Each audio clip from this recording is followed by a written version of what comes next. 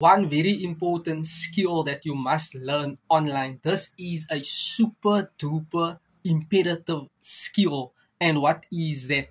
Learning live webinars, learning to present to your audience on a live webinar.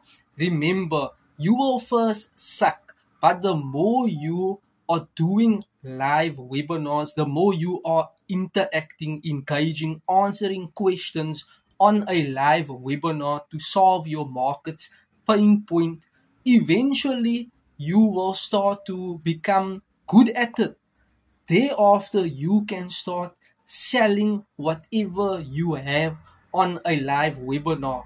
And after I done research on live webinars, live content will become more and more popular in future. So start today. Think about doing live webinars. The presenter earns the most money. Why? This is a different skill set. When you have acquired and mastered the skill of interacting in the presence of your potential prospect on a live webinar, you can start selling any products.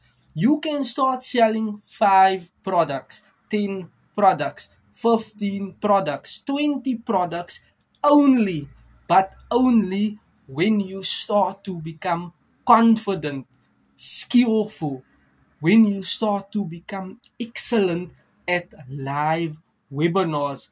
That is why practice, practice, practice your live content.